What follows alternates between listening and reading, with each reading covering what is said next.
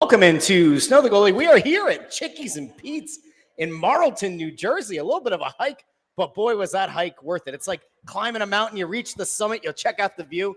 What an incredible spot we got here tonight, Anthony. Yes, this is one of the nicest, if not the nicest, Chickies and Pete's. They're all great, but this one is a really great setup here in Marlton, New Jersey. We are around the corner from Bundy. Yes. And he's not here. He's not. Literally around the corner. He lives, like, he could take a nice short jog and get here. Do you remember the end of Muppets Christmas Carol when Ebenezer Scrooge takes the entire town and they show up to Bob Cratchit's house? Remember that? Yeah. I think what we should do tonight is we should take everybody who's here at Chickies and Pete's and we should lead them, right, like the Pied Piper, and take like a delicious goose to Bundy's house. And then when he gets back tonight, it's just everybody, will you join us for a delicious goose dinner? You know, that'd be great. And it's, you know why it's great? You know why it would work? Because he's home alone this week. So he would love it. Yes. Love the company. He would love the company. Ah, you brought me a goose. Yeah, it'd be great. It'd be great. I'll tell you what else is great. Boy, how about them Philadelphia Flyers guys, right? You know, a little bit of controversy this week, and then the Fly guys go out and they get a win at home. We're going to talk about that, and of course, they have one game left before the Olympic break. We have a lot to get into there. But today was also a big day in the NHL and in the college ranks. In the NHL, of course, Artemi Panarin, a name that people had long been bantering about. Where was he going to go? Clearly, the Rangers were ready to move on. There was a nonsensical rumor out there that the Flyers might be involved, which was hilarious and unhinged. Well, he doesn't land in Philadelphia. He goes out west to the Kings. Apparently, that was his preferred destination. And the last I looked, he was about to sign a 2-year extension at $11 million per year, very clearly signaling that that was his preferred destination. We could talk about that in the fallout. But we really have to also have a conversation about, well, the guy that many believe is going to be the number one pick in the upcoming NHL draft, Gavin McKenna. Boy, maybe he's got a little bit more Broad Street bully in him than we gave him credit for it. Yeah, absolutely. It was kind of breaking news this afternoon, right before, late this afternoon before we came on the air. Yeah, the news wasn't the only thing breaking. Apparently somebody's jaw was, too. Yeah, apparently he got into a bit of an incident occurred at a Penn State bar. That's not that surprising that an incident occurs at a Penn State bar. But he was charged with felony aggravated assault for breaking somebody's jaw. We're going to bring it up here. We're going to bring the here's the official court document. This is what it's all about. This is why you come check out the show. Here is the official court document. Felony aggravated assault, awaiting preliminary hearing. Pretty wild, man. Let's see. Aggravated assault attempts to cause serious bodily injury or causes injury with extreme indifference. Simple assault, which is a misdemeanor. Yeah. Harassment and also disorderly conduct, engaging in fighting. Yeah. He's going to fall to the Flyers at number 17 in the draft. Hey, come on now. That's good news today. Intern Andrew looks absolutely dejected. Yeah, I know. Brian Knowlton says he wants to know if there's a welfare check on Intern. Intern is actually here. He isn't. He doesn't have his camera on. He doesn't want people to see how sad he looks. And when I told him the news earlier, he was like distraught, like absolutely distraught. And the funny thing is that now there's some unconfirmed reports about what exactly took place and whatever else. And so I read one of them to you, and I said it out loud. He's literally, 6 feet to your right? Yes. I said it out loud for enough people to hear. I'm sure other engineer Gus, I think he probably heard the story. Like I said it loud enough. Gus is nodding, right? Like he's nodding. He heard the whole thing. Uh-huh. And we're explaining like, oh, okay, well, maybe if that's true, whatever, blah, blah, blah. It's like 10 minutes later, Andrew goes, guys, I've heard what happened. I know what's. I'm like, all right, what do you got? What do you got? You got an update? And he basically repeated everything that I had just said. Oh yeah, it sounds like the players were at a bar, and yeah, I mean it was unbelievable, uncanny, absolutely. So yeah, uncanny. Yeah, he's more worried about how this affects. Yeah. We talked to him about it as soon as we get here, and the first thing he says is, "Yeah, guys, I mean, his draft status, whatever, but what about Penn State's hockey season?" Yeah, he was all worried about Penn State's hockey season. It's all worried about it. It doesn't matter. They were going to run into the buzzsaw that is Michigan State and Porter Martone, the pride of the Philadelphia Flyers. That would have been a good time if he was on camera for you to play the Bundy. What happened there? That would have been a real good moment. Are you going to find it now? I got it. What happened there? Like, Oh, man. So we have that. Now, all right. So in theory, if he's convicted, that's potentially 20 years in prison. Yeah, that's which is no laughing matter. Yeah, it's not going to happen. Highly unlikely it happens. Yes. Here's the real question. He won't spend a day in prison. Here's the real question. Yeah. One, does Penn State suspend him? Let's start there. Or does it matter on circumstances? What do you think there? Well, I think he probably will. They probably will in some capacity because, he has to know at all times that he's representing the university. Correct. Blah, blah, blah, blah, blah, right? So that kind of stuff. So I can imagine that he'll probably have some kind of punitive action from the university, but I don't think I would be stunned if it's something that extends into the postseason and beyond. I would be stunned. I would be surprised. I think that would be surprising on one hand. And on the other, it's well, you have to let the legal process play out. And at the same time, it is a really serious charge. It's not a misdemeanor. Yeah, no, it's a felony. There is a misdemeanor on there, but it's a felony. So it's not ideal. Now, I guess the next question is, does this potentially affect his status as the number one prospect going into the NHL draft? And could it potentially lead to a situation where Gavin McKenna starts to fall down the draft board? It's way too early to say anything like that. I think that we need to kind of learn the facts of the case beforehand. If this turns out to be that it's a trumped up charge and he pleads to a misdemeanor, and he's not guilty of the felony, no, it's not going to impact his draft status at all. If, however, he's found, goes through a whole proceeding here and goes to court and he's found guilty of this, and even if he doesn't end up with jail time, then it could affect, it could have an impact, right? But I don't think so. I would venture to guess that there will be a way to get this either reduced or he'll be thrown out. One or the other. I can't imagine that he's going to be charged. He has been charged. I can't imagine that he's going to have to fight that actual charge against him. So there's there does seem to be a narrative going around, and we don't know this. We're not confirming that this is the case. Yeah. But there is a report out there. There have been some personal testimony, I guess. Andrew, is there a report? Well, I'm saying there's some things that are being put out there. Yeah. I don't think we have the report confirming. No, but you got to remember, this could also be the Penn State Mafia, right? It could be. Coming to all circling the wagons, Penn State Mafia. Right, and making sure that they all have their story straight to kind of, remember, we are. That's their phraseology, right? They're going to defend themselves at any and every case. So you got to be very careful. Are going to visit in prison. So you got to be very careful with what you put out there. Yeah. Yeah. All right. Well, then I won't tell you that there are people saying that there were some very mean things being said about Gavin McKenna's mom, and he may have defended his mother's honor, who may or may not have been there. We don't know. Right. We don't know. But when we find out, we'll let you know. Yeah. So anyway, Gavin McKenna going to be a Flyer at the 15th pick in the draft. All right. Sounds cool. So that's the Gavin McKenna of it all. Do you want to really quick touch on the Artemi Panarin thing before we get into Flyers hockey tonight? Yeah. It's not a surprise. We knew that the Rangers were going to move him.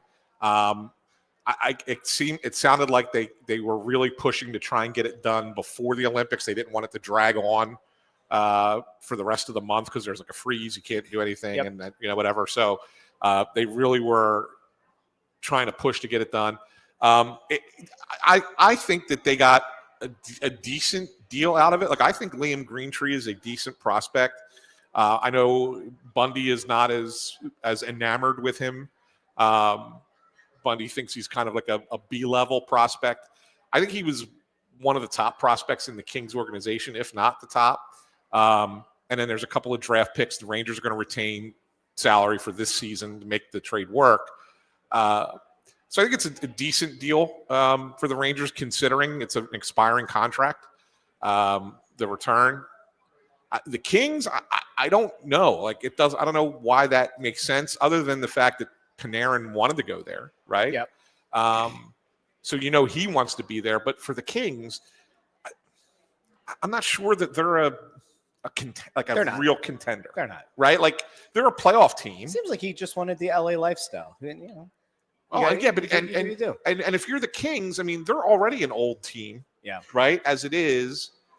And why, why are you promising to add, a contract for this guy, even if it is less than what he originally asked for, which I think he originally asked for 4 years, $50 million. Yeah. Even if it is what you said, and it's like 222, I think you said it was, right? Yeah. Whatever. Like, even if it's that, I don't know. Like, if you're the Kings, you look at your team and sit there and go, oh yeah, between this season and the next two, we think we have a Stanley Cup team here. Like, well, that's the thing you always say. It's like you get into the dance, sure, and you never know what'll happen. So I mean, I don't think that they're a legit contender, but whatever. I mean, sometimes you gotta push some chips in, and the cost wasn't that high. No, well, I mean, Greentree's a good player. Like, I mean, that's a good prospect. Like that, like, to me, that's what I'm saying. Like, you gave up a player who should be a good part of the future for an organization. He's going to be a good player for the Rangers now. Yeah. So you gave that up, and knowing this year, Colorado, Dallas, Minnesota are all significantly better than the Kings. Yep. So maybe the Kings might be the fourth best team. I mean, I think there's a glut of teams in the West that could kind of fall into that fourth spot. But you're not the top tier. And when you look at those other teams, I don't know how you sit there and say, well, in the next 2 years, we will be better than that, or we'll be with them. Like, those rosters are just loaded. And so I don't know. I don't know how it makes sense from the Kings' perspective. Well, the good news is it has nothing to do with the Flyers. So Panarin is now out of the division, and that's not a bad thing, except it does mean that the Rangers, who are already kind of in tank mode, and certainly we're getting ready to prepare for a drop to the bottom of the well, this helps to expedite that at least a bit. Yeah, and I think that there's going to be more. Like, I don't think that they're done. I think that the Rangers will move other players before the deadline, for sure. But will the Flyers? That's the real question. That's what we're all kind of wondering now, aren't we? Yeah, the only guy that could potentially, and I say potentially, because I think a lot of it's going to have to do with how he holds up at the Olympics and maybe even a few games after that, is Rasmus Ristolainen. Like, that's really the only one of substance that you can. The Flyers couldn't get rid of Rasmus Ristolainen. You'd really have to blow their doors off to get rid of Risto. Well, it's not that you have to blow their doors off. You have to pay what. He's a critical member of this team, Anthony. They can't. I mean, I don't even know if the organization continues to exist. He's a top 4 defenseman for a playoff team. He stinks. Well, you keep saying that, but there are teams that would take him if he's healthy. Let somebody take him. And I'm talking contenders for a Stanley Cup are going to take a shot. Totally fine. Let him take him. I mean, I can't stay healthy. That's the issue. That's his. I mean, if you want to say that he has a problem with injuries, that's fine. But don't say he stinks, because he doesn't. I mean, if he stinks, people wouldn't be offering high draft picks for him. Like, they just wouldn't. They were offering high draft picks last year. I mean, I can't imagine anybody's looking to bowl the Flyers over right now, given the injury issues. Well, that's what I said. Yeah, I mean, like, maybe by the time, what is it, March 6th is the deadline? March 3rd is the deadline? Let's see how he plays. Watch the Olympics. Let's watch. I think watching Risto in the Olympics will give you a better indicator of what he might look like in the playoffs, because it's that level of play. Yeah. Right? So watch him for Finland in the Olympics, and then you'll see, and you'll have an idea of where it's at. I do wonder if And listen, we've been talking recently about how Emil Andre just does not look like the same guy of late.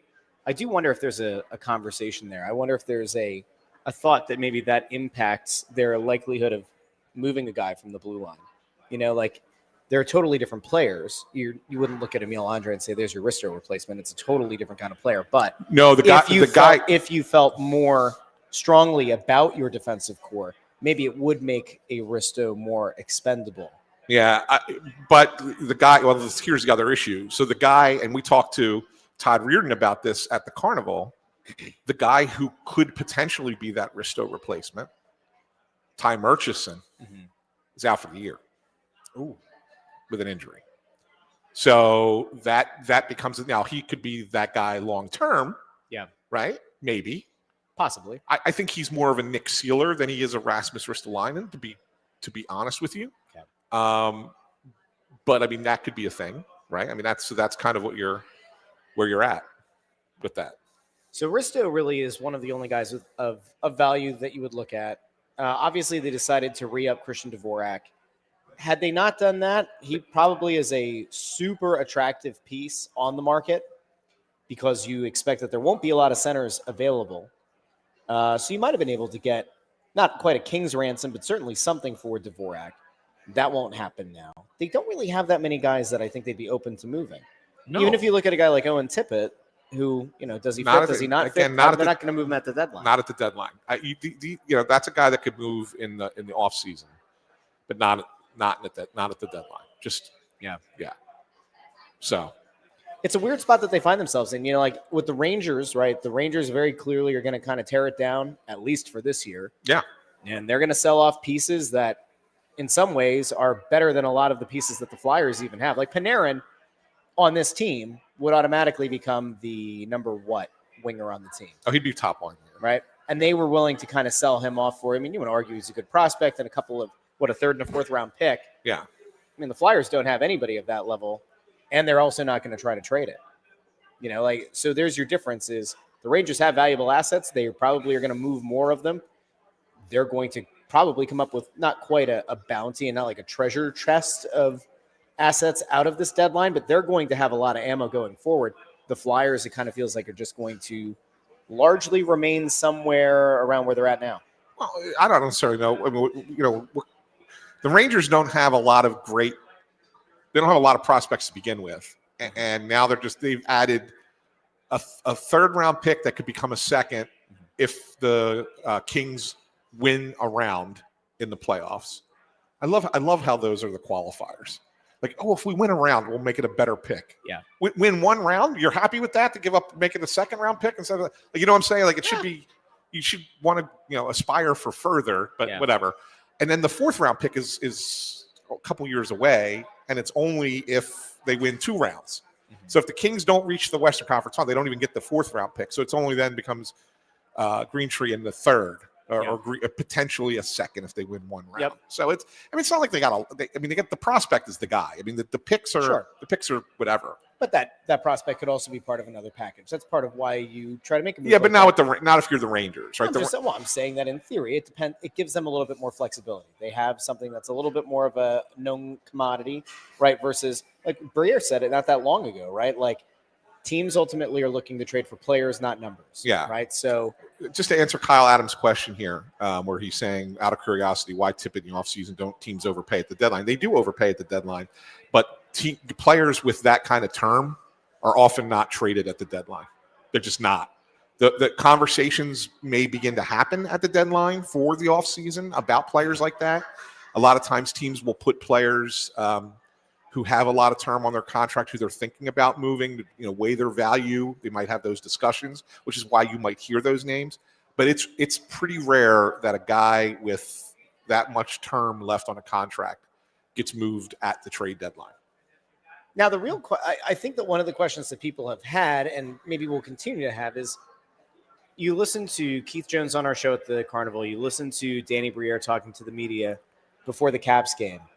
They both said, they're looking at the long-term vision of this team and trying to turn this team into some form of a long-term Stanley Cup contender, not a one-and-done playoff appearance and then you miss the playoffs next year. Like Danny essentially called that out specifically last night.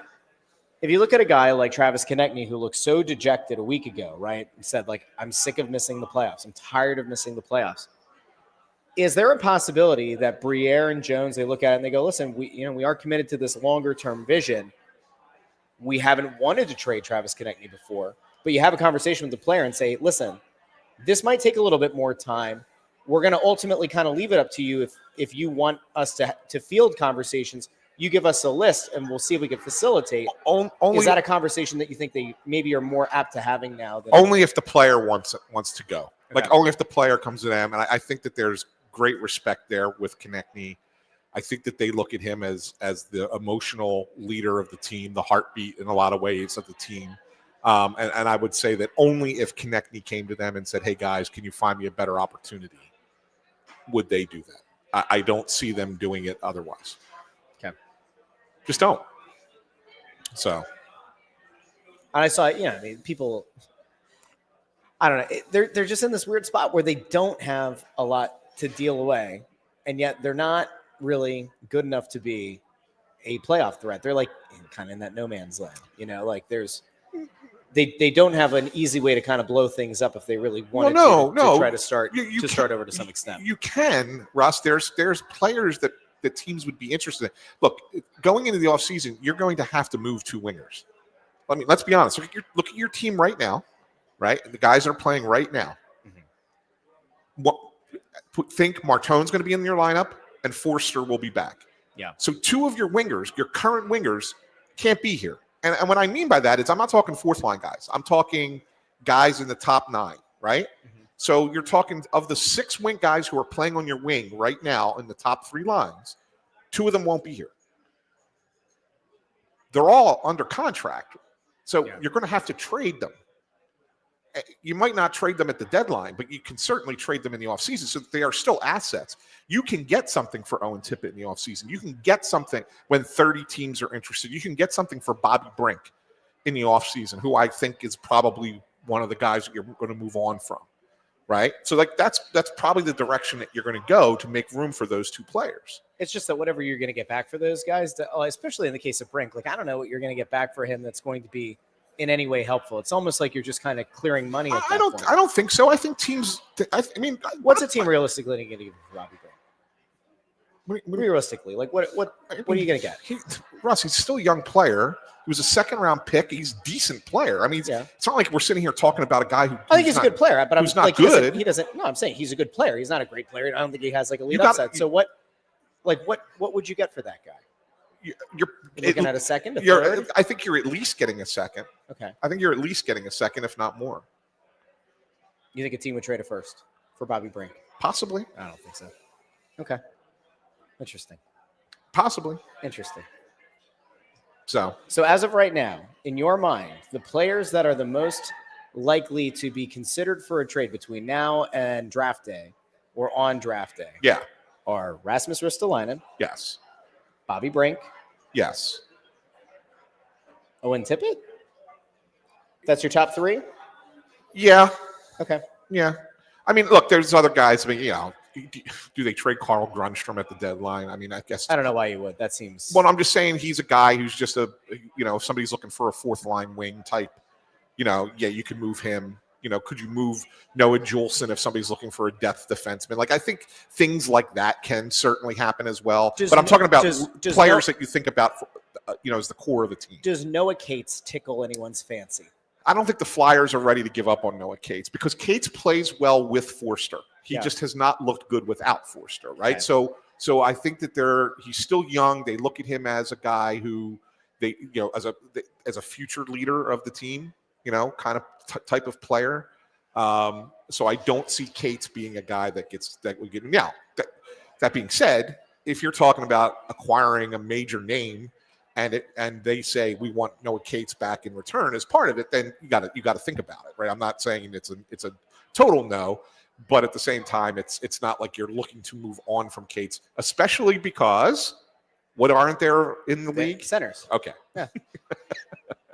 Yep. Yeah. That's the reality. I just feel like we're on this hamster wheel of lunacy where it's like the team's not good enough. We know the team's not good enough. Everyone knows the team's not good enough. If you're in here, if you're out of here, the team's not good enough. And then it's like, all right, well, how do you get out of being on this hamster wheel? You might have to move pieces, but you don't want to move those pieces because we think that a guy who's probably a bottom 6 forward is going to be a future leader of the team.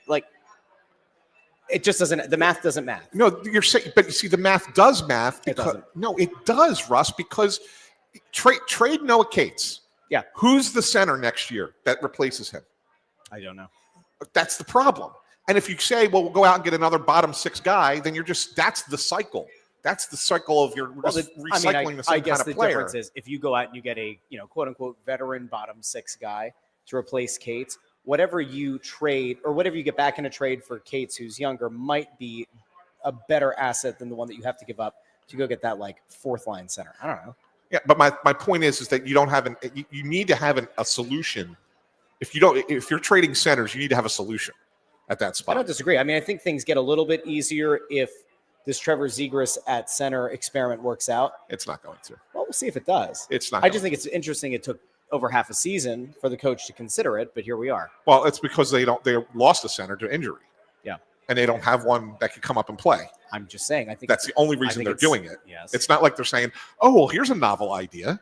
It's the situation. Well, though Tocchet did say the other day, he didn't kind of blame it on the injury. Tocchet did say the other day, we thought that it was something worth looking at, and we didn't look at it early in the season because he was really going there on the wing with Dvorak for a while. And they lost the center. But he didn't say that. I'm saying his whole point that's fine. was that and they lost the center. Zegras was going really well on the wing, and they didn't want to mess with it. Well, sure, and they shouldn't have messed with it. But at the point, so it coincided, right? So Zegras cooling off coincided with them needing a center and not having one in the system ready to go. That's what it coincided with. Can I ask you this though? I hate to go back to this, but if you were to get a decent enough offer for Cates, I like Cates. I'm not saying that they should actively look to trade him. Isn't that where I don't know, a former first round pick maybe you should be good enough to make the team? Is this you ripping Luchenko again? I'm just asking. He's 19. Okay. It's 19. I'm just asking. I mean, come on, man. Yeah. You want to rip him in 3 years? Fine. 19-year-olds don't make the league. Yep. Not when you're only when you're drafted up high, dude. Yep. Oh my God, you're ridiculous sometimes. I want somebody to pull. Can you pull how many 19, 20-year-olds are in the league this year? I would like to. Well, again, he just turned 19. He did. All right, at the start of the season. So let's keep that in mind. I will simply point out, though, that last year they had the conversation about having him play a few games. They had the conversation at the beginning of this year of him playing a few games.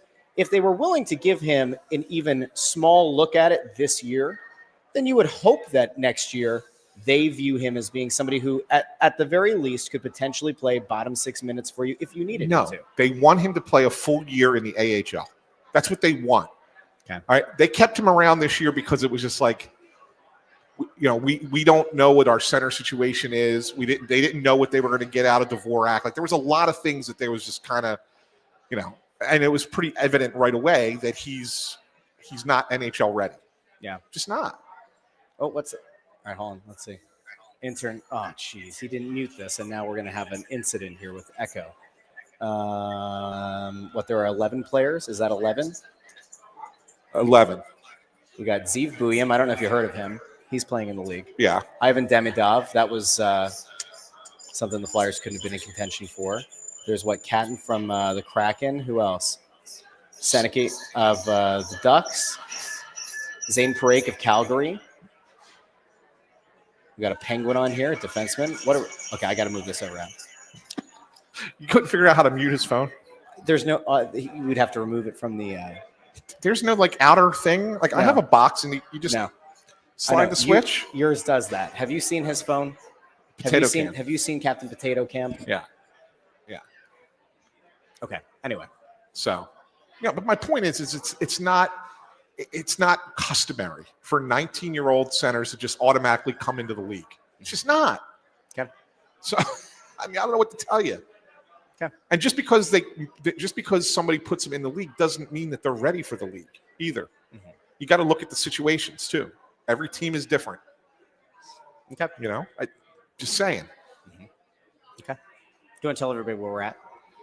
We are at Chickie's and Pete's in Marlton, New Jersey. Can you sound a little bit more excited when you say that? You're all upset about Luchenko. How about He's all upset about Luchenko again. No, because we are live at Chickie's and Pete's in Marlton, New Jersey. I would argue probably the nicest of all the Chickie's and Pete's this side of the Mississippi. I mean, truly a wonderful place to come out. Look at the smiles on the faces of the people out here, too. They are thrilled. Everybody's thrilled. Food is fantastic. You can come on out to one of 17 different locations that Chickie's and Pete's has in the greater the Philadelphia area, right? Yeah. You got PA, you got New Jersey. We know. We talked about this at the airport. Nothing quite as nice as sitting down, having some crab fries before you hop on a flight. And, of course, if you're down here in Marlton, this is the place to be. I'm sure that's good for the people sitting behind you on the plane, too, right? What, the crab fries? Yeah. Well, I don't take the crab fries on the plane. Oh, you don't? Okay. No. All right. Should take a crab cake sandwich. Have you ever actually... There's nothing worse than someone bringing food that smells onto a plane. Let's talk about that when this little hit is over. Okay, so you come on out to one of the 17 locations of Chickie's and Pete's. You come out and you get, I don't know, maybe you want to get the mussels in white or the mussels in red, or maybe you want to do what I do, what Bundy usually does. You get 12 cold shrimp, get a little bit of cocktail sauce to get things started. Then maybe you move on to a grilled chicken sandwich like I do, or Maybe you get a crab cake sandwich, or you move on to the Anthony SanFilippo special with the fish tacos. Of course, you have to get crab fries, and you never know. Maybe you get a pizza. Bundy always likes to get a nice little plain pizza and get pepperoni. There's one that I think has hot honey on it as well. Yes, it does. This is a great place to go. And by the way, regardless of if you want to come out for a Flyers game or a Sixers game, or, well, I guess we're apparently not that far away from Dave Dombrowski's team coming out to play as well. You can come on out, and there's no better place to take in a game than Chickies and Pete's. And the Olympics are coming up. What better place to watch Team USA, am I right, than Chickies and Pete's? So come on out, find them at one of their 17 locations. And you know what? If you want, let them know Snow the Goalie sent you. I have a question for you. Yeah. Just out of curiosity, since you just made a line about, took a little pot shot at the Phillies too. I figured I'd ask it coming off of the conversation we were just having before the Chickies and Stinky Pete's food on the plane? No, before we get to the stinky food too. Okay. Yeah. Except for when the Eagles won the Super Bowl. Have you ever had anything positive to say on any show that you're on? Yes. About sports teams? Yes. You have, really? I talk all the time about what an absolute joy it is to have Tyrese Maxey and VJ Edgecombe playing for the Philadelphia 76ers. Although VJ may not be here much longer if they trade for Giannis. They're not going to trade for Giannis. They just traded Jared McCain today. They're not going to deplete all of their guard depth to go after Giannis, who would, by the way, take up a lot of the same spaces on the floor as Joel Embiid. They're not going to do that. So I talk very positively, very glowingly about those guys. I have spoke glowingly about young Matvei Michkov. I wish that there were more elite talent on the Flyers that I could wax poetic about. Unfortunately, there aren't. Talk about the Eagles a lot. Talk about a lot of the guys on the Eagles that I think are on the trajectory of being very, very good to great players, young guys, right? Especially on the defense. Talk about those guys all the time. I know I also decry Nick Sirianni, who, likes to wave the pom-poms. I'm not really sure what else goes on over there. Who else would you like? The Phillies. Who do you want me to talk? I always talk about how Zach Wheeler is an absolute stud of an ace. I think you thrive on the negative. I don't. I do. I would love to just be happy all the time. My last name is Joy. It's kind of against the brand to be down in the dumps. But sometimes the Philadelphia teams, they drive me there. Yeah. And I'm in the passenger seat. I have no impact on what Dave Dombrowski does or does not do in the offseason. So it is time, Russell, before we get to the stinky food on the plane. He pivoted out of that. You see that? It's just before he had to try to tell me Aaron Nola's an ace again. There we go. It's time for the Philadelphia Flyers Payroll Service Solutions Player of the Week. Brought to you, of course, by Payroll Service Solutions. Call them today at 1-866-PAY-EASY. It's 1-866-PAY-EASY. Who do you got this week? It's not a great week. I mean, they've played, I think it's 3 games since we last broadcast, maybe 4? Yeah. 4 games. And they went 1-2-1 in those 4 games. So just want to kind of get your thoughts on Player of the Week. It always feels like a cop-out, but I really think it's Dan Vladar. I mean, he had a great game yesterday. You look at his game last night, and by the way, we got to talk about the Stars because we talked about it post-game yesterday. Yes. Who chose the Stars and the fallout of that. Yeah. I think it's Dan Vladar. Very clearly, this team plays a significantly better game when he's in net. Is that they play a more structurally sound game? Yes. Is that because they know that, God forbid, you make a mistake on the ice and the puck goes the other way, even with a man advantage? You still believe that Dan Vladar gives you the opportunity to make that save and for that mistake that you make to not come back and hurt you. And I think this team, on the whole, plays looser, but also more structurally sound. I agree with you. With Dan Vladar. So that makes him the player of the week in my mind. I agree with that. And in all honesty, he was my second choice this week. Okay. But I think that it's hard to go against a guy who's had 4 consecutive multiple-point games in Travis Konecny. That's fair. 4. I mean, he would have been my number 2 choice. 4 straight multiple. He had the hat trick in the one game. He scored 4 straight goals for them across 2 games. And the one game was when he was playing pretty much on one leg. He had a hat trick. Yeah. You know what? You might actually be able to convince me to come over to your side. Okay, so we're going to go Konecny. Otherwise, I was going to throw it to the guys. Oh, let's throw it to them anyway. Who do you guys have? Go with Andrew says Konecny. Gus. He's going Konecny. All right, we'll go Travis Konecny. All right, so there you go. Yeah, that's a guy who, listen, we've talked a lot about the fact that, at some point when the team is in the funk that this team has been in, last night notwithstanding, you need your highest paid guys, the guys who wear the letter on their sweater, to step up. And the results might not have been there, but he's trying. Yes, he's trying his damnedest to move this thing along. He's been trying to drag this team to victory. Yes. in the last 4 games, and they've only won 1. But it's not because Travis Konecny wasn't playing his butt off, right? Travis Konecny, congratulations! I'm serious. I think that we need to print out the Payroll Service Solutions Player of the Week and give him a certificate. as a certificate, hand it to intern Andrew, have him go down post game, and in the take middle of a scrum, just say, Travis, just congratulations, you were named the Payroll Service Solutions Player of the Week, and then like put it in a frame, right, and then hand it to him, and then see if he can get a picture, and like have like the Triple H point, like where they're next to each other, and just like, I think it'd be great. All right, let's talk to the Flyers about that. Maybe they'll let us do that. That's it. Maybe they'll let us do it. Yes. So Travis Konechny is your Payroll Service Solutions Player of the Week. Don't forget to call Payroll Service Solutions at 1-866-PAY-EASY for the smart choice in payroll services. Payroll Service Solutions caters to the small and medium-sized business to handle all of your payroll needs. Call them once again today at 1-866-PAY-EASY. So Dan Vladar was my number one choice, and you said he was your number two choice. Yes. But I'll tell you what, he wasn't any of Jackie Spiegel's top three choices. Because we found out after the game yesterday when we were actively as a group saying like, who in the world picked the stars, right? Because it was Beauvillier was number 3, right? Was the third star. Yeah. Tippett, I think, was the second star. And then it was Drysdale. I know. Yeah. Drysdale was the first star, right? Yeah. And we're like, how does Dan Vladar not get picked? And then Bundy goes and tweets out something to the extent of like, I don't know who picked the stars, but whoever it was, they need new glasses. So then I get a phone call. I'm walking out to my car, and I get a phone call from Jackie Spiegel. Now, I'm not going to divulge the details of the call, but I said, ultimately, you know what? Listen, everybody makes mistakes. So maybe we should have you on Thursday. Yeah. And you can atone for your sins. You can atone for not making Vladar one of your 3 stars.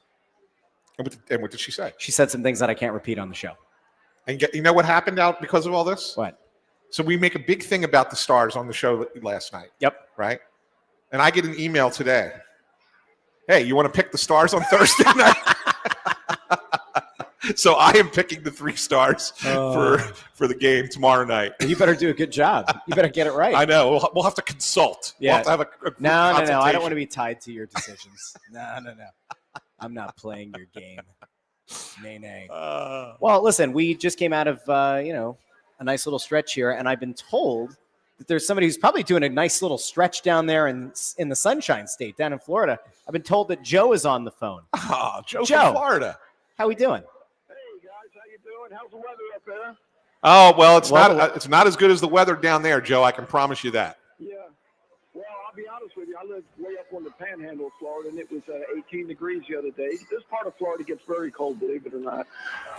Yeah, well, it does, but I think that was, even more extreme cold than normal, right, for you? Well, yeah, more than normal, but, we had like 6 inches of snow last year. I live near Destin, Florida, if you ever heard of that, up on the panhandle. It's over towards Pensacola. Yeah. Anyway, guys, the reason I called is to call me crazy, but I would like to see, you're going to think this is nuts, or some people won't, but I've been watching a lot of the games. Why not put Quebecan on the power play as a buffer? There have been crazier suggestions than that, so I don't think we'll call you crazy. No, and in fairness, the power play this year has almost been like Rocky Thompson Horror Show 2.0. Yeah, so I mean, look, gotta get creative. I don't think it's a totally insane idea. I don't either. The thing of it is that he doesn't have like a great shot, and so like what you're hoping for with the guy in a bumper position is that they can occasionally take a shot from there on goal. Yeah. I think that you can potentially think of Quebecan if you want to put him as like a guy to just go in front of the net and kind of create havoc and things like that. I like that idea. I don't hate it. He's willing to get dirty, get greasy. He battles on the boards. Like he could be a good guy at the net front. I don't hate that. I don't hate the idea of trying something different because obviously, and I know they scored a power play goal and a nice one to win the game yesterday. Zegras making the play that was really important in there. And he makes the pass to Jamie Drysdale for the shot from the point. Yeah. But the puck's in the corner, and he's getting harassed. And he, sticks his rear end into the defender and knocks him off the puck. Yep. And knocks him off the play, creates space for himself. Yep. Zegras creates space for himself, and then he's able to make that pass to Drysdale, and Drysdale gets the one-timer off for the goal. So Zegras really makes the play there. But, yeah, I mean, look, you got to try different things when it's not working. Yep. And I don't think that there's a bad idea for the power play at this point. There's not a bad idea. I agree. Right? So, Joe, I think that's a pretty smart idea on your part. Yeah. Anyway, all right, guys. Well, I really enjoy your show, and Y'all have a stay warm up there. Thanks a lot, We'll Joe. do our best. Thank you, Thanks Joe. for tuning in. I mean, and if you want to call in, by the way, if you want to call in, go ahead. it's on the screen, but if you want to call, in case you didn't realize it's 215-949-3232. Say it again. 215-949-3232. You know, it is interesting, though, and we can come back to this in a little bit, but, like, you know me, I've been, like, very much on the Gurbenkin train since training camp. I just think he really played himself onto this roster when it wasn't expected. There were some ups and downs early in the season playing time-wise. Yeah. You listen to Keith Jones over the weekend, and one of the quotes that went viral was him saying, you know, sometimes we have to remind the coaching staff to play the younger guys, just given where things are at. To me, like, Gurbenkin is a guy that, like, I get it. If whatever reason you're playing matchups, I don't know what the matchup is that he shouldn't be playing against, but if he's getting, like, every 2 out of 3 games, every 3 out of 4 games, and you're experimenting with him in different spots, I think that ultimately helps this team. I really do. Because you have to figure one of two things out, right? Like, one, you have to figure out, is there a way to play this guy in positions that are advantageous to this team long-term? Or is he just not that good? And if that's the case, well, then you need an answer on that as well. I think he's certainly not in the latter group. I think he's in the former group. It's just a matter of figuring out how do you maximize that Yeah, player? I mean, he's ultimately, if we're being honest, he's certainly an NHL player, and he's certainly a player that can be on a good roster. He's ultimately probably a third-line winger. And that's okay. And that's fine. Yeah. Totally fine. But yeah, you could try out some other things. Look, it's working right now. He's played well, being out there with Dvorak and Konechny. But that's because he's also playing with 2 very experienced players. Sure. So they can cover for a mistake that he makes, Yeah. right? So that is part of the learning process, Sure. right? Like, you can't necessarily fault a guy if he's played with 2 vets and maybe he learns, you know, to quote unquote play the right way. Yeah. Sometimes it's a good thing. No, absolutely. Yeah. And I think that's why that they're doing that. But you heard Tocchet talk about how the left side is really young right now. And it is. We get Gurbenkin, and you got Mishkov, and you got Denver Barkey. Like, all 3 of them, the team is excited about and thinks that they're all going to be part of, you know, the next great wave for the Flyers. Yeah. But right now, there's going to be some mistakes when they're out there, and that's okay. It's okay that there's going to be mistakes, and you have to be willing to accept that. We've got breaking news, by the way. It's not news related to the Flyers. If you're an Eagles fan in the building, we have Eagles-related news. Jeff Stoutland is leaving the Philadelphia Eagles. Yes. It just came out. Jeff Stoutland leaving the Philadelphia Eagles. Zach Berman reporting. So, Stout University. Yeah, Stoutland University is done. It was a good run. It was a good run. So, anyway, and the only reason we're announcing that for anybody who says, I thought this was a hockey show, is there are, 80-some people, I would say, here at Chickies and Pete's who are listening to the show live, and I'm sure a lot of them are Philadelphia Eagles fans as well as hockey fans. So I think it's worth putting out there for everybody. He also put out a statement. You ready for this? Go ahead. Philadelphia, I've decided my time coaching with the Eagles has come to an end. When I arrived here in 2013, I did not know what I was signing up for. I quickly learned what the city demands, but more importantly, what it gives back. The past 13 years have been the great privilege of my coaching career. I didn't just work here. I became one of you. Stout out. It's a classy statement. It is. Yeah. It is. Yep. But I think that I'm not sure that he's fond of what's going on with that organization right now. Well, that's okay. Yeah. So we'll talk about that another time. Anyway, I've been told that we also have another person out on the line, so we'll go out there. Should we play a little music? Because apparently this guy, his name isn't just Paul, but it's Fireball Paul. Fireball Paul. Paul, are you there? Hey guys, you guys, I don't know if you remember on the show last year briefly on Petro. Yep. For the Oilers game, yeah. Pleasure talking to you guys. I have a bone to pick with Russ. For something he said on his show that I thought you guys should talk about. So, losing streak was horrible. Mm-hmm. Everyone's feeling bad. I found myself checking Tankathon that morning. Stuff, and Russ is kind of the vocal leader of like Team Tank for the fans in my eyes. And then he proceeded to say that you should take offers on Marlton if people are offering. And to me, I don't know how you can be Team Tank and say you want to take offers on Marlton. When did I say? Whoa. Hold on. What? On your show, I literally you were talking about selling, and who can you sell? And you said people you should like people might want Martone. You should take offers on Martone. And I was just, and maybe this is like, maybe it was like just a passing moment, but I mean, I don't know how you can you get maybe the second best player in that draft at 6. The point of team tank is to keep players like that. So Fireball Paul. Well, I might need you to, first of all, clip that. Second of all, my thought is that I probably mentioned, and it might have been around the Quinn Hughes thing, because it was on the show Monday. That was the afternoon after we did Daily Faceoffs, Morning Cup of Hockey. And it was about how the Flyers were unwilling to move with a Martone or unwilling to part with a Michkov in pursuit of Quinn Hughes. And that if you're not willing to move those guys, who are you willing to actually move? I wouldn't move Porter Martone. Maybe did I have a stroke on the show? I have no idea. So sometimes I think what it is I think that your mouth moves faster than your brain. It's entirely possible. I don't actually know if my brain functions half the time. Fireball Paul, Paul, you're not alone because there's somebody else in the comments at MRAW4Z who says, I remember that conversation. This is clearly part of a fake news.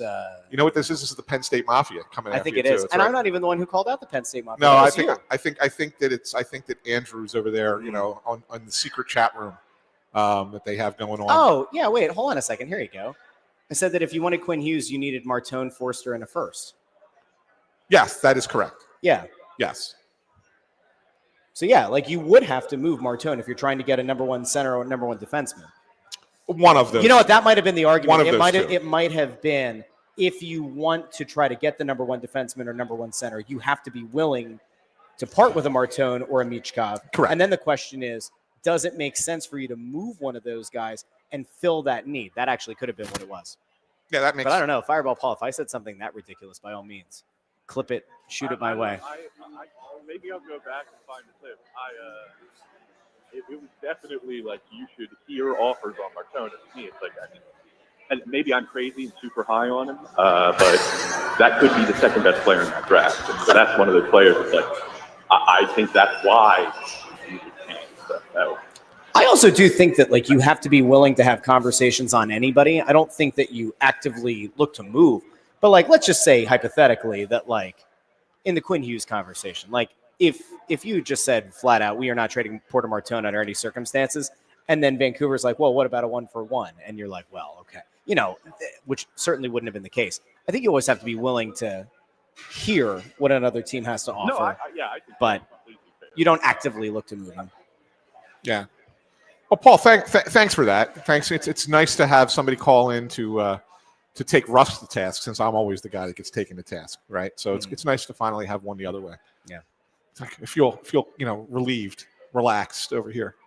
You feel better? Seeing you in the spotlight for once. Look at this. I like this. And don't mischaracterize me, says a commenter. So that's what it's all about. That's what it's all about. I know, right? It's great. It's great. There you go. Yeah. Good stuff. Should the Flyers have a conversation? Like if a team calls and says, we want to talk about Porter Martone, should Danny Briere at least have the conversation, or should he immediately hang up the phone? Again, it depends on the player. Like if it's St. Louis saying Robert Thomas, the answer is no. No, the answer is no. Right? So it's absolutely not. You know, that's also interesting too, because that's a name that keeps getting brought up, and like there are people who've like been DMing the Snow The Goalie account on Twitter and Instagram to be like, why aren't the Flyers moving heaven and earth for Robert Thomas? Am I crazy for thinking not that he's not that good, but he's a good player, but he's not that like you don't give up Porter Martone for Robert Thomas. No. And again, like people that I've talked to think that St. Louis may not really want to trade him yet, and that it might be just one of those see what he's worth kind of situations, but they may not actually trade him. Yeah. So. I'm looking. All right. Wait. Somebody said that there was a statement put out about Gavin McKenna. I've yet to see it. When we get it, we'll read it out here on the show. In case you missed it at the top of the show, Gavin McKenna, future Philadelphia Flyer. Yeah. Pick number 14. Facing some legal issues. Yes. For felony aggravated assault. Yes. Outside of a bar. Not ideal. Not ideal. Not ideal. Although. Just imagine for a second. Now, I don't think he's going to get a mugshot, right? It will probably, the most we'll ever get is that piece of paper, outlining the charges. But just imagine he does land with the Flyers. Can you imagine? Philadelphia Inquirer, day after the NHL draft. It's Gavin McKenna, and it's the the document outlining the charges, and it says the Broad Street Bully. I mean, That wouldn't be in the Inquirer, though. Inquirer doesn't Come on. do with those headlines anymore. Like the Daily News used The to. Daily News used to. Yeah. All right, so who would do it? New York Post? New York Post. Yeah. Yeah, New York Post would be the one to do it. Okay. So Andrew, if you can find that statement and you can pull it up on the screen for us, that'd be awesome. But if there isn't one, that's fine. Here you go. Brandon Summerman just said Penn State said they're aware of the report and will not have a comment due to an ongoing investigation. Got it. So, Got it. all right. Listen, we have one game left between now and the Olympic break. Yes. Ottawa tomorrow. Mm-hmm. Briere said before the game yesterday that, they're just looking to string together 2 wins, try to pick up the 2 wins before the break. And then obviously when they come out of the break, it's about a week and a half between the resumption of the season and the trade deadline. They're in the midst of a roster freeze now for the Olympics. Is tomorrow a game that has so much importance that it could dictate the way Danny Briere and the organization goes into the Olympic break and with the eye on the trade deadline? No, I don't think it. I don't think it's that. I think it's important for them if you're talking to the team. Again, this is not talking to fans. We're talking to the team, right? If you're talking to the players, it's an important game for them to win because then they still feel like they can get back into this thing. Yeah. And I say that because, you're 7 points behind the Islanders, but you have 2 games in hand, right? So as I wrote today, that's the objects in the rearview mirror are closer than they appear situation. Yeah. But it's incumbent upon, if you're going to make up ground, that you have to win games. So in that vein, it's important to the players. Organizationally, I think it would be better if they won the kind of. I think the win last night and Danny talking before the game kind of lowered the temperature a little bit. It did, but not like overwhelmingly so. I think it lowered it a lot. I think it went from like searing heat to like a simmer. Like it's you know what I'm saying? Like it's still there. I think it was boiling over before. So yeah, well, anything better than that. Yeah, well, it was certainly better, right? But that's why I think it was smart that he came out and talked instead of letting it, because I think there's a non-zero chance that if he doesn't talk before the game yesterday, that today it's probably doing the rounds again. Could have been comments from the could have been, but if they lose tomorrow, I think you get a lot of that resurfaces. Yeah, I don't think it goes away. Right. But I'm not saying it doesn't go away if they win either. If they lose tomorrow, I think it's more of a conversation of, all right, they're just not that good. They're not going to make the playoffs. I don't necessarily think that the Tocchet quotes catch a second win. I think it's going to just be more about like, all right, this team is done. No, but everything that he says now is scrutinized. Like part of that's his own doing, but yeah. Well, yeah, it certainly is. But everything that he says and the interpretation of it is always skewing to the negative, even if it's not meant that way. Yeah, like go ahead, give everybody the example. So the example is last night. He's asked 2 questions about Vladar after the game, and the first question that he's asked about Vladar, he says, "Oh yeah, he's a real leadership type on this team." He talks about Vladar skating over to the bench and firing the guys up, saying, "Let's go!" Don't hang your heads. And he goes, he doesn't have and I'm paraphrasing here. He says, "Well, he doesn't have a letter on his jersey, but in my head, I think of him as having one." Right. So that's kind of an important thing to say. Like, holy cow, you're saying your goalie is in your leadership group, right? It's kind of a cool thing. It is. There's a follow-up question. I think the follow-up question was asked by Kevin Kurz, and Kevin asked him further about Vladar. And he talks in the same way that he talked on our show at the Carnival, talked about Vladar having a weakness in the offseason. Yep. And hiring someone to come work with him on his lateral movement, so he can get better. So lateral movement, right? So a lot of that is actually it's physical training, right? So so he's talking about the lateral movement thing, and he said so he put the time in and worked on that, and he comes into camp and he's in great shape, and now he's having a great season. Well, everybody has kind of taken that as another shot at Matvei Michkov, and it's going too far. Like you can't ever say anything positive about another player working on the physical end of their game and think that every time that you're saying that it's a shot at Michkov. Like it's just not. I mean, he's just telling the story for better or worse, this is the bed he kind of made for himself. I understand that, but I got to tell you, but fans have to be rational. Sure. I got to tell you, though, at this point, it's February. That's great if a guy came into camp in great shape. What? But he was answering the question. I know about Vladar. Yeah. Swell.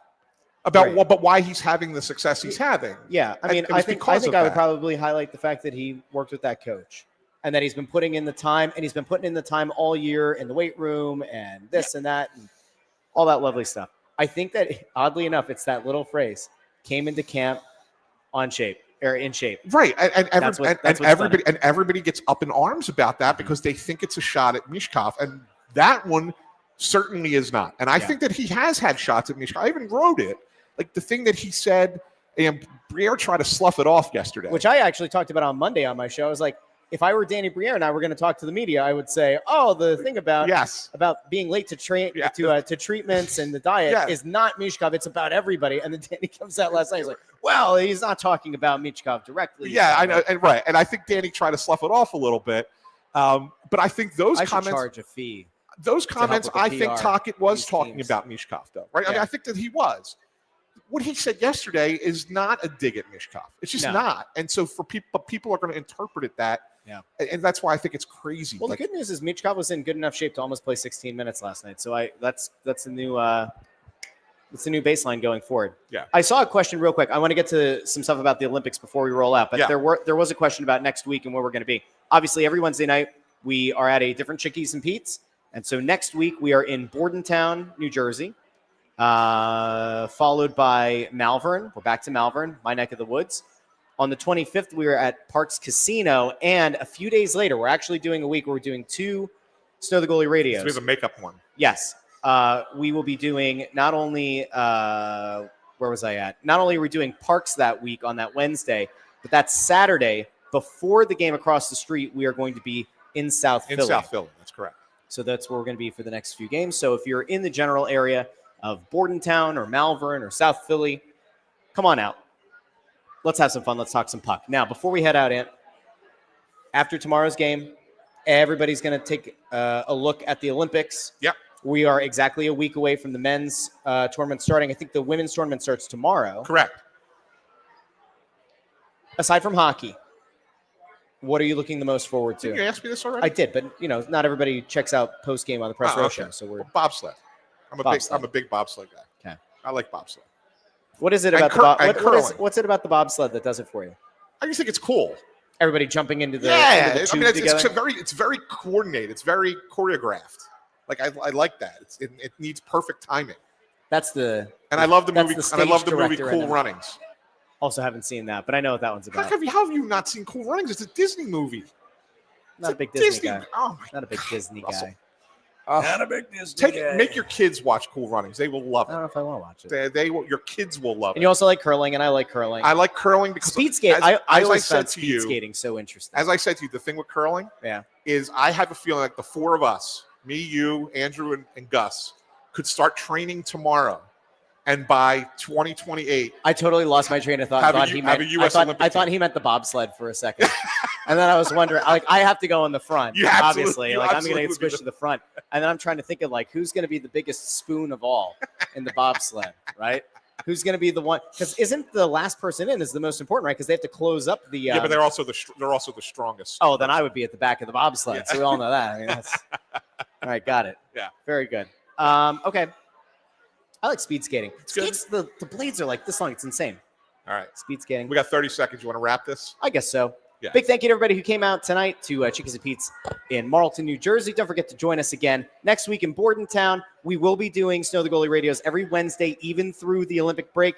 And don't forget to join us at Xfinity Mobile Arena on Thursday night as we do the Press Row Show pregame, intermissions, and postgame as the Flyers take on the Ottawa Senators. For Ant, for Bundy, for Gus, and intern Andrew, I'm Russ. Thanks for watching, maybe even listening to Snow the Goalie. Have a great night, everybody.